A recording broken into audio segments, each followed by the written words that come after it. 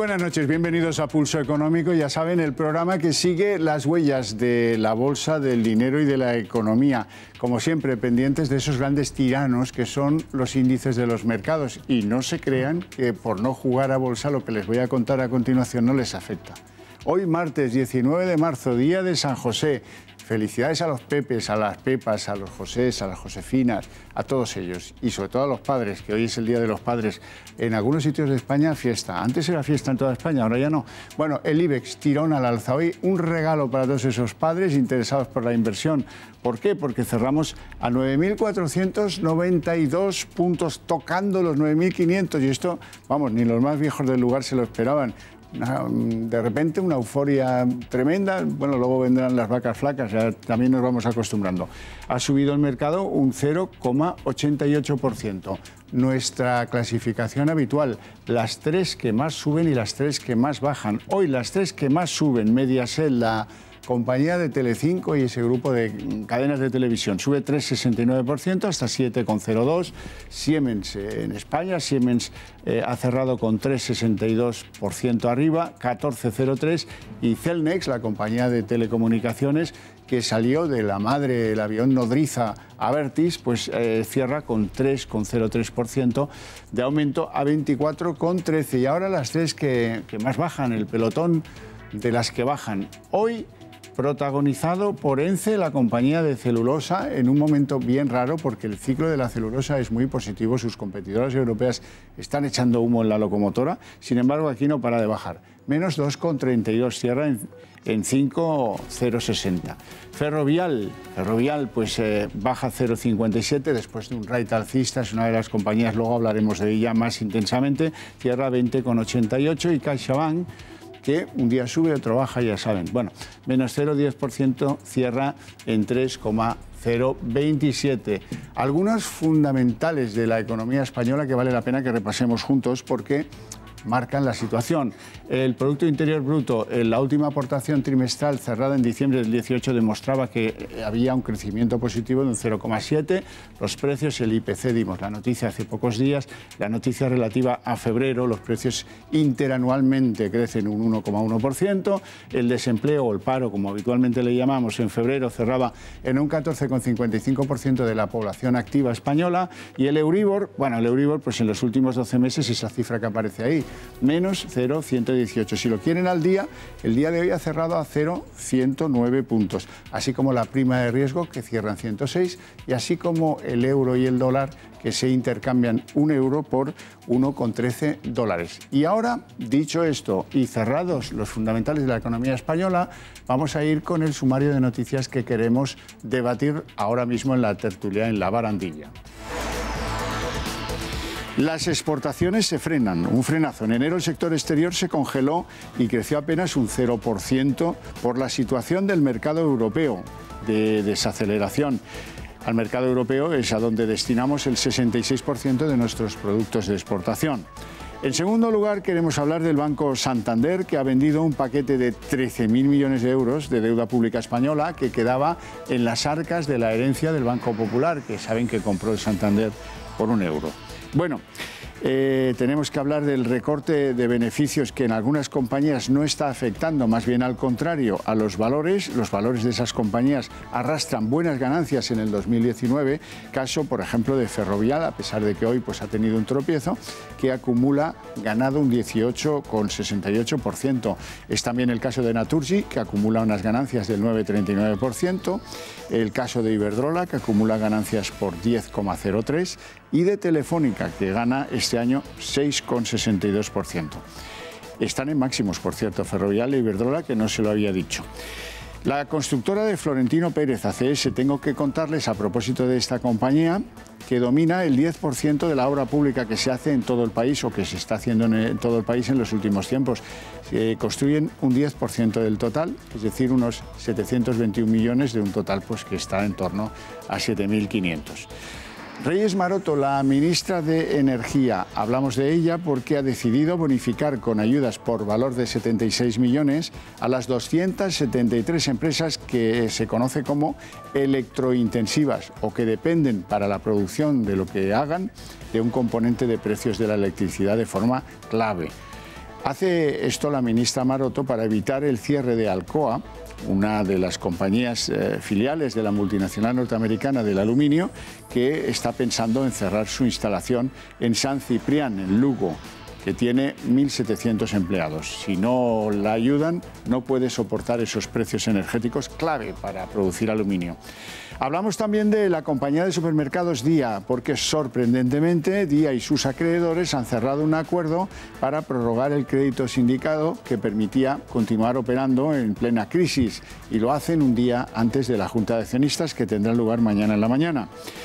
Y el último de nuestros asuntos, el precio medio de los solares parece que ha caído en España por primera vez en los últimos 4 años. El precio promedio del metro cuadrado se sitúa en 159,7 euros. La pregunta es, ¿las casas van a ser más baratas? Pues todo eso lo vamos a debatir con nuestros dos invitados en la tertulia de La Barandilla. Y ahí se podrán enterar ustedes. Don Jorge López, muy buenas, Xavier, analista de XTV, buenas noches, ¿cómo está? Don José Luis Fernández, jefe de estudios del Sindicato Uso, dignísimo Sindicato Uso, buenas noches. Buenas noches. ¿Todo bien? Todo bien. Bien, ¿por dónde quieren empezar? O si les parece bien el orden del sumario, empezamos por el orden seguimos el orden del sumario. Frenazo a las exportaciones. Eso hace que se enciendan muchas alarmas, porque más que por el frenazo, que en sí no quiere decir nada, puede repuntar el mes que viene, son datos de Eurostat, pero vienen a decir que en nuestro entorno, Alemania, las exportaciones, que son mucho más extensivas que las nuestras, crecen un 2%. Las de Francia un 6%, las de Italia un 3% y las de Portugal incluso un 4%. Las nuestras estancadas en un 0%. Y eso coincide con una publicación del Instituto Nacional de Industria, según la cual la productividad de las industrias españolas declina por primera vez desde 1995. Don José Luis. No, yo creo que es una realidad lo que estamos constatando, ¿no? Es decir, yo creo que llevamos 6 meses, prácticamente el último cuatrimestre realmente de 2018, con las exportaciones cayendo. Y ahora llega a principios de año y seguimos, digamos, con el encefalograma plano, por decirlo de manera sencilla. Bueno, ¿cuál es el tema de fondo? Es decir, que la crisis que se está planteando en la zona euro, que es nuestra zona de influencia, donde colocamos la mayor parte de nuestros productos, bienes y servicios, bueno, está entrando, no digo en recesión, pero están un poco acongojados, en un término coloquial. Y eso hace que no se compre lo que se tendría que comprar y, por tanto, no colocamos. Yo creo que el gran problema de España es que hemos fiado buena parte de nuestra recuperación a un impulso muy decidido de las exportaciones. Por tanto, cuando eso nos falta, nos damos cuenta que perdemos fuelle, y eso explica también la posible caída del PIB para el último trimestre del año. Hay que tener muy en cuenta la dependencia que tenemos totalmente de la zona euro. Lo que comentaba en este caso Xavier, subidas en este caso de Italia, Francia, Alemania, vienen también por no una dependencia total de la zona euro. Tienen en este caso países a donde exportar como China, Estados Unidos, países también emergentes que son de una tremenda importancia. Nosotros nos lo resentimos mucho más en este entorno en el cual pues Europa parece que le cuesta carburar. Claro, fíjense, entonces el 66% de lo que exportamos va a una zona, la zona euro, que está marcada por la recesión o por el filo de la recesión. Italia claramente ya en recesión. Alemania ha salvado por el gong el segundo semestre, pero ya veremos qué pasa con los próximos datos. Ese es nuestro mercado natural. A otros lugares no vamos, otros sí van, y eso es lo que explica la diferencia, la baja en la productividad y el no ir a mercados donde siguen comprando. Por cierto, el Banco de España ha emitido un estudio esta misma tarde en el que habla de que el Brexit a los españoles nos va a costar, en términos de Producto Interior Bruto, perder un 0,8% durante 5 años. O sea, para tomárselo a broma, ¿eh? Dice, no, es que eso afecta a los británicos. No, eso nos afecta a todos y mucho. Y mucho. La situación de la economía española no es boyante, es de bastante preocupar. Y ayer le preguntábamos, ayer por la noche, a Pablo Casado, a propósito de su receta, si ya tiene en cuenta que a lo mejor las cosas así que levante la alfombra, no es la primera vez que pasa, se encuentra con que hay pues, monstruos debajo de la alfombra y que hay que aplicar un plan para enderezar la situación. Esta es su respuesta. ¿Qué proponemos nosotros, además de la revolución fiscal que ya he dicho al principio en todos los impuestos? Lo primero, mejorar el ahorro de las familias. ¿Por qué? Porque hemos propuesto un blindaje fiscal al ahorro para los pensionistas que nos estén viendo, para que no sigan preocupados por las pensiones que nosotros hemos revalorizado cuando Zapatero las congeló y Felipe González las dejó quebradas. Proponemos que se puedan desgravar todos los años de su plan de ahorro o vivienda habitual hasta 8.000 euros, como hacen con el plan de pensiones. Y sobre todo, que cuando lo rescaten al jubilarse no paguen impuestos. Lo mismo que el impuesto de sucesiones, ¿por qué van a pagar 2 veces? ¿Qué más proponemos? Tarifa plana para los autónomos, 2 años, 24 meses. Ya teníamos 12, otros 12. ¿Y qué proponemos para las empresas? Pues muy sencillo, que puedan competir. ¿Cómo se compite? Con flexibilidad laboral. ¿Cómo se compite? Con energía barata. ¿Cómo se compite? Con autopista administrativa. Un ejemplo de nuestra propuesta de campaña. En España se podrá crear una empresa en 5 días. En Londres se crea en 1 día. En España, tú lo sabes bien, muchos más días. Con lo cual, ¿qué queremos hacer? Alfombra roja para los emprendedores. ¿Y esto cómo se hace? Vamos a crear unas oficinas de emprendedores para que tengas agencia tributaria, registro y seguridad social en una propia oficina, para no tener que ir haciendo trámites. Y luego una cosa que para mí es fundamental, que esas oficinas sean bilingües, para atraer inversión extranjera, sobre todo después del Brexit. En definitiva, emprendimiento, autónomos, empresarios, bajada de impuestos, flexibilidad laboral, competitividad energética y el último punto, ya me callo, buena mano de obra, y eso es reforma educativa, FP dual y materias tecnológicas, de ingeniería y de matemáticas para los chicos. Bueno, ¿qué tal le suena a ustedes eso, don José Luis Fernández? Hay un refrán que dice consejos vendo que para mí no tengo, ¿no? Es decir, hombre, yo quiero recordar que el Partido Popular ha estado 4 años con mayoría absolutísima, y otra parte con una mayoría con un acuerdo de gobernabilidad.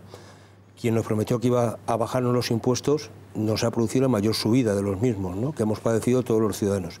Bienvenidos a la rectificación.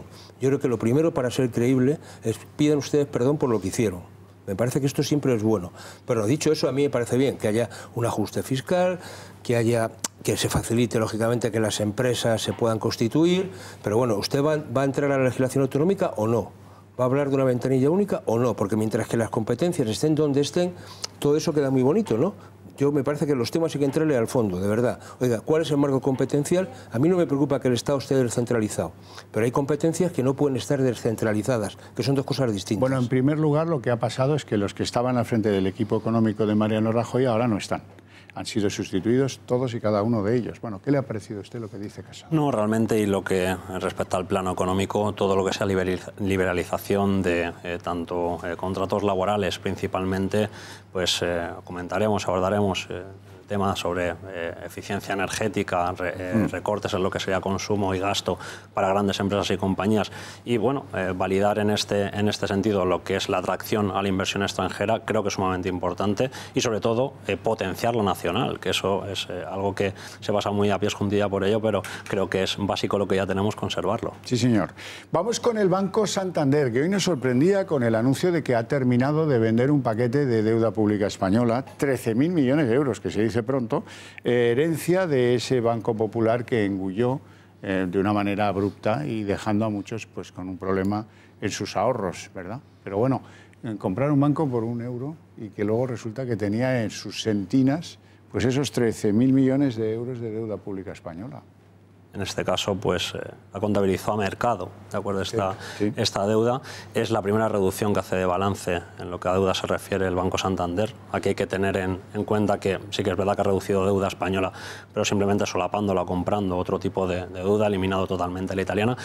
Aquí lo que tenemos que ver es el apartado o el punto de ganancia de liquidez ante incertidumbres, por ejemplo, como el tema de Brexit. No debemos olvidar ni obviar la gran ponderación que tiene dentro del sector bancario de Reino Unido. Y en concreto en el Santander, que tiene una de sus marcas más potentes fuera de España en el Reino Unido y que le iba muy bien haciendo banca. Era un modelo el español muy a tener en cuenta hasta que llegó el Brexit. Bueno, yo creo que lo que están haciendo es una manera de resituarse por las que puedan venir, ¿no? Es decir, yo creo que la situación de la deuda pública española, igual que la de algunos otros países de la zona euro, está condicionada a que el señor Draghi siga manteniéndonos la fiesta.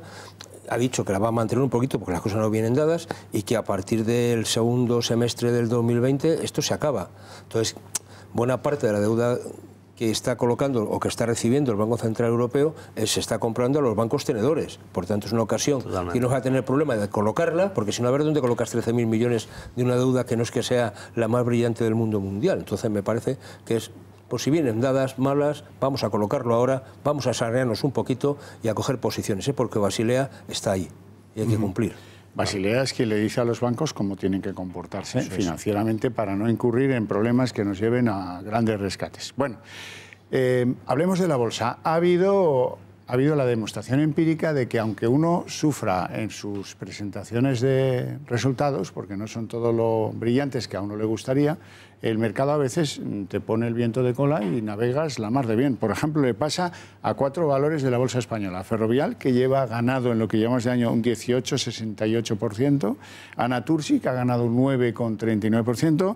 Le pasa a Iberdrola, que gana un 10% este año. Y le pasa a Telefónica, que gana un 6,62%. ¿Cómo se explica eso?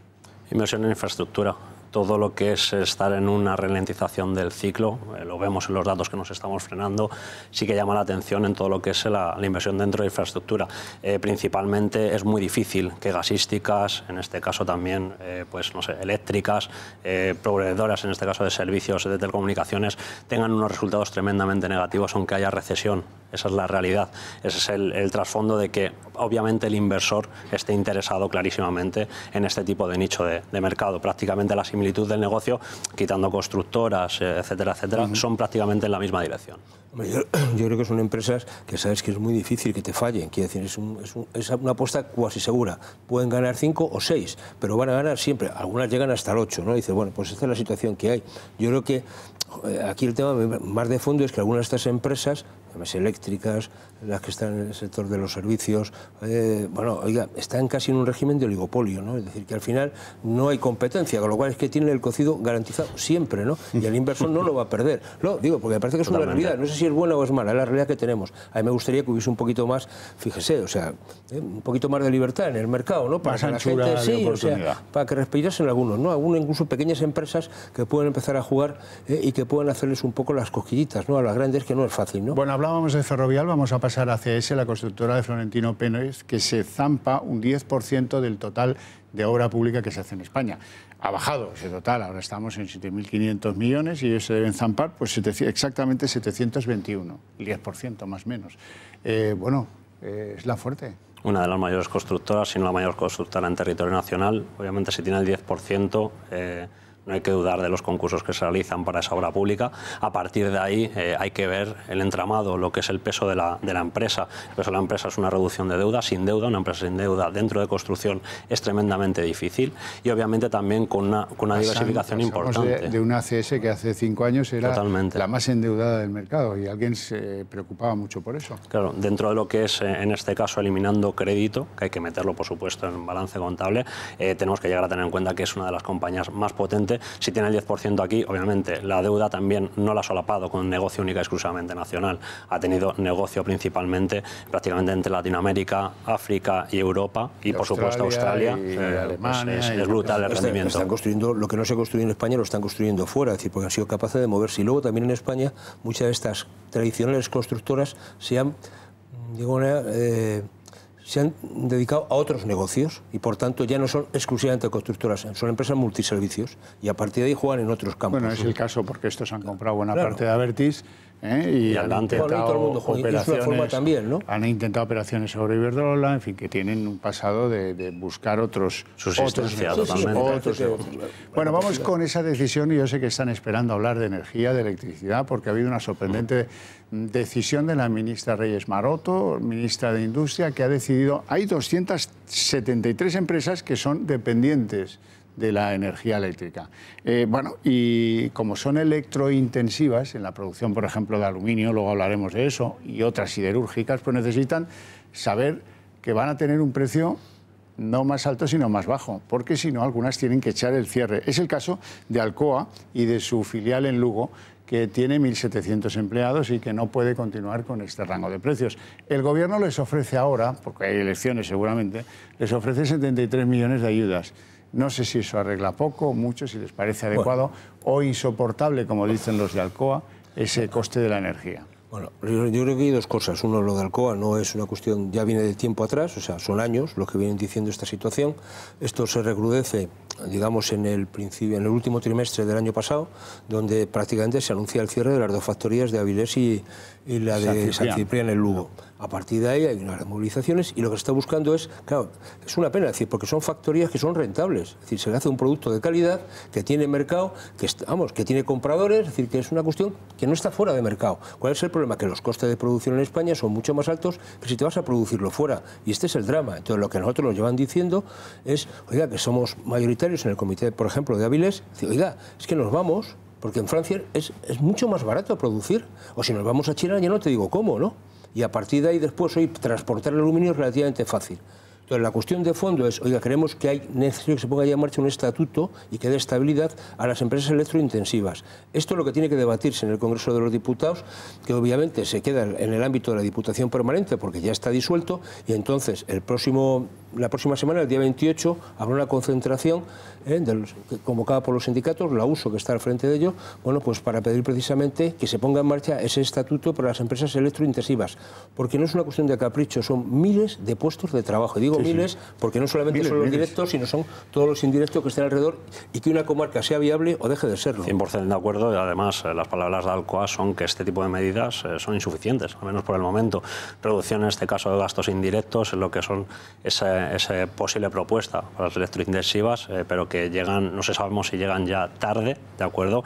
Y recalcan o remarcan lo que estamos estableciendo ya aquí, que estamos a la cola de Europa para, pues, no sé, fortalecer todo lo que es la industria o llamar la atención de las posibles industrias que puedan llegar aquí a territorio nacional. Así es, vamos a hablar de una crisis ya un clásico en estos programas, la de Día, la cadena de supermercados Día, en manos de un ruso que no tiene ni apellido ruso. Bueno, esto se celebra mañana Junta de Accionistas, una junta clave y decisiva que, bueno, han conseguido un acuerdo in extremis el día de antes para prorrogar un crédito sindicado que es el que les permite no vivir ahogados o no morir ahogados, mejor dicho. ¿Qué prevén que pueda pasar con Día y sus acreedores? Mañana hay dos alternativas en la Junta de Accionistas. Bien, el apartado del 30%, que lo tiene Friedman, ¿vale? Que, como bien comentas, el apellido de ruso no lo tiene. No. La cuestión aquí importante es que el planteamiento suyo es primero realizar una ampliación de capital, ¿de acuerdo? Por el resto que queda, en el entorno de los 0,61, estamos ahora mismo en 0,67 dentro de Día, para luego plantear un plan de expansión dentro de la compañía de 5 años. Creo que esto prácticamente es algo que es una quimera en la actualidad para el valor. Y luego la otra parte, en este caso del Consejo, que aboga por lo que sería una reducción de capital para luego realizar una ampliación. Lo que antes se llamaba una operación acordeón. Totalmente. Que empobrece a los accionistas, pero que le da un futuro a la compañía más estable, menos verborreico. Don José Luis. Sí, lo que pasa es que el valor de la acción está como está, es decir, que hay que buscar, que sacar la lupa para encontrarlo. Quiere decir que ese es el y la tema, espada, ¿no? Sobre los puestos de trabajo también. Que están ahí, ¿no? Entonces, al final la situación no es fácil, ¿no? Es decir, cuando hay quien ya tiene el 30%, ha lanzado la OPA, vamos a ver cómo funcionan los pequeños accionistas que al final, oiga, entre quedarme en nada y quedarme con algo, pues no lo sé lo que voy a hacer, ¿no?